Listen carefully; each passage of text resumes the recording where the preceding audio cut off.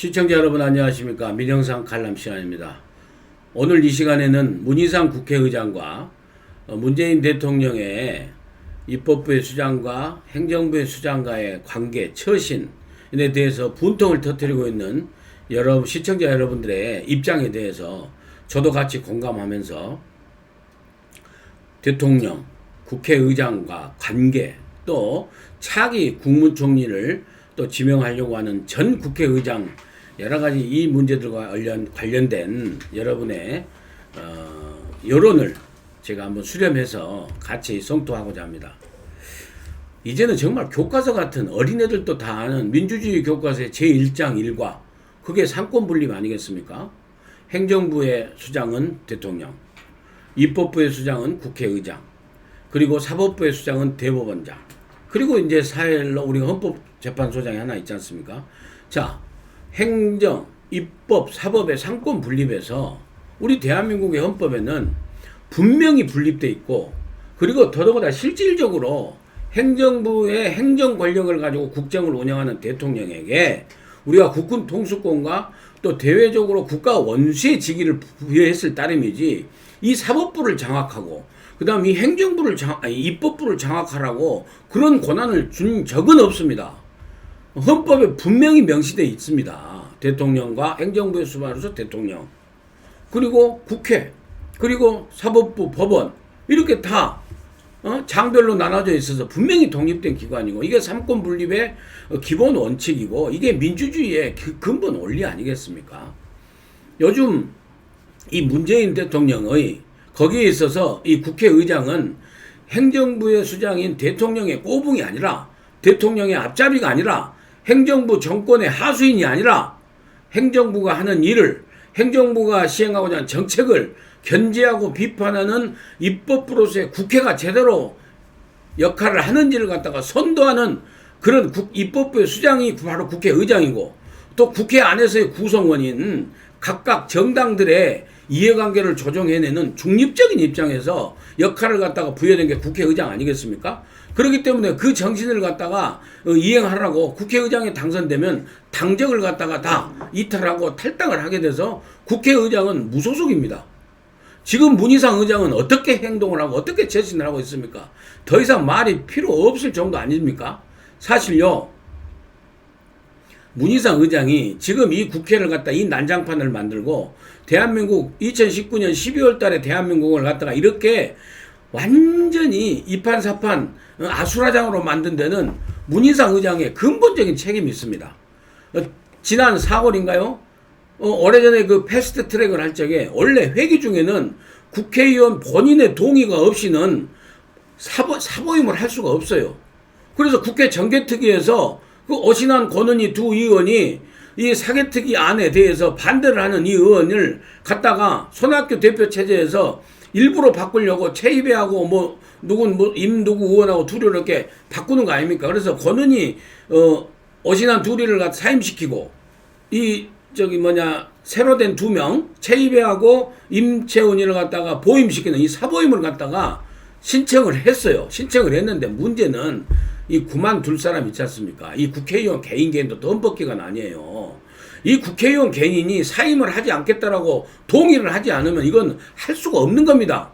그것이 바로 국회 사보임에 있어서의 국회의장의 역할이에요. 그 본인 동의가 반드시 필요합니다.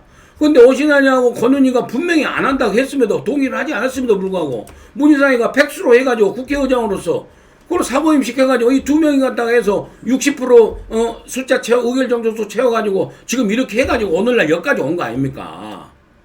그리고 두 번째는 말씀드릴 것도 최근에 12월 10일인가요? 정기국회 마지막 날 예산안 통과시킬 적에 국회 예산결산이 통과되지도 않고 원내교섭단체 대표의 합의도 의사일정 합의도 없이 불법 친목 협의체인 4+1인가 1+4인가 하는 이 불법 친목 협의체에서 심의한, 그것도 예산 심의서도 없어요. 국회 예산 시트도 없어요. 이런 안을 갖다가 본회의에 억지로 올려시켜가지고 밀실 거래 날치기로 통과시켜요?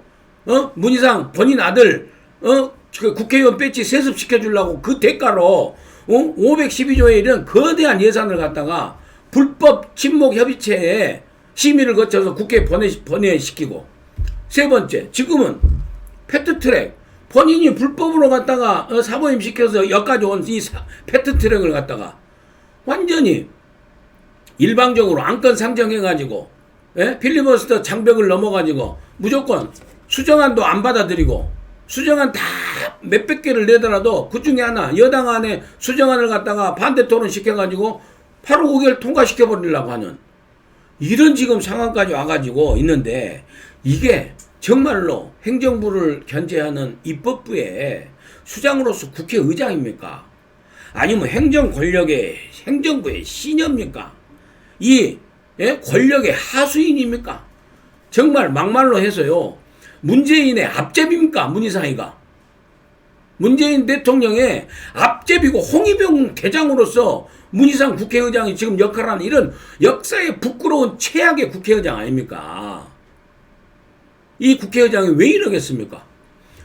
행정부의 수장인 문재인이 문희상의 아들 공천권을 갖다가 딱 쥐고 있기 때문에 여당에다가 오다 주면은 바로 아들 공천 주기 때문에, 세습시켜주기 때문에 문희상이가 완전히 앞제비 하수인이 돼가지고 이런 거 아니겠습니까? 어떻게 이런 일이 있더라도 행정부의 수반이면 대통령이면 제대로 된 대통령이라고 그러면은 정말 국회에서 알아서 하시라고. 저는 절대 그게 아니라고. 이렇게 해야 될 거 아닙니까? 그런 대통령 기대하지 않습니다. 그러면은 입법부에 국회의장이 잘해야 될 거 아닙니까? 이게 뭡니까 이게? 그리고 또 하나, 문재인 대통령 보십시오. 얼마나 무능한 대통령입니까? 돌이켜보면은요, 2년 6개월 전에 정권 출범시켜 어떻게 어버버 해가지고 어영부영해서 대통령이 당선돼가지고 임기 시작한 지 6개월 동안 16명의 장관을 다 못 채웠어요. 왜냐? 아는 인맥이 없어. 인맥이 없는 데다가 문캠프 속에서 캠코더 인사만 하려고 하니까, 자기 패거리들만 쓰려고 하니까, 문패만 쓰려고 하니까 6개월 동안 장관을 다 못 채웠잖아요. 그래가지고 지금 국무총리 겨우 해가지고 했는데, 이번에 국무총리 바꾸려고 했는데 이낙연 국무총리를 바꾸려고 해서 김진표 의원을 갖다가 국무총리로 내정했는데, 예? 자익 민주노총하고 그쪽 좌파 무슨 환경단체에서 반대한다고 그걸 갖다 또 무효화시켜요? 이런 무능하고 이런 무도한 무지막지한 이런 대통령이 어디 있습니까? 역사상 정말로 70년 대한민국 헌정사에서 이런 대통령이 어디가 있어? 부끄럽고 창피합니다. 부끄럽고 창피해요. 예? 그래가지고 또 그것도 부족해서 국회의장을 지낸 사람을 자기 부하 국무총리로 또 시키려고 지금 내정했는 모양이에요. 정세균 전 국회의장을 이낙연 후임 국무총리로 또 임명한 거예요. 이런 반헌법적인 발상이 어디가 있습니까? 제가 모두에 말씀드렸죠. 행정, 입법, 사법부.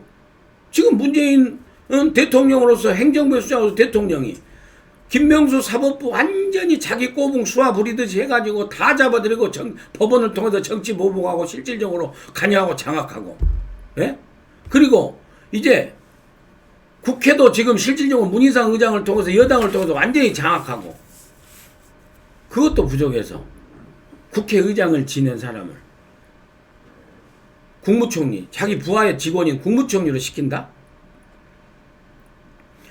국회의장은 국가서열 2위입니다. 2위. 대통령 다음에 국가서열 2위.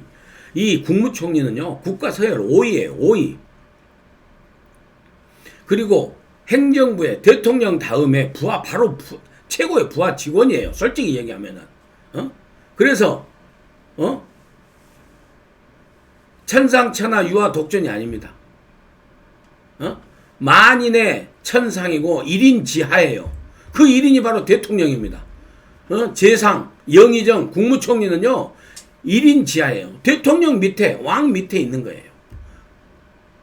그리고 왕의 꼬붕밖에 더 됩니까? 부하밖에. 이런 사람을 국가서열 2위를 지낸 국회의장을 국가서열 5위로 갖다 내려오는 거, 이것도 정치적으로 맞지 않지만은요, 헌법에 규정된 입법, 사법, 행정부의 상권 분립에 근간을 흔드는 이런 무도한 무지막지한 발상의 인사라고 생각을 합니다. 물론 정세균 전 의장이, 정세균 의원이 안 간다고 해야 되겠죠.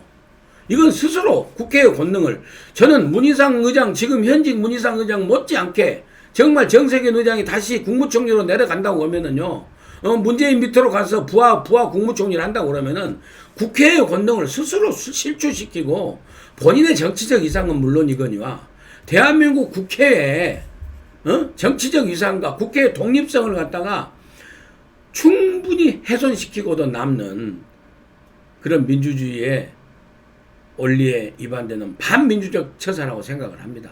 수락을 안 해야 된다고 생각을 합니다.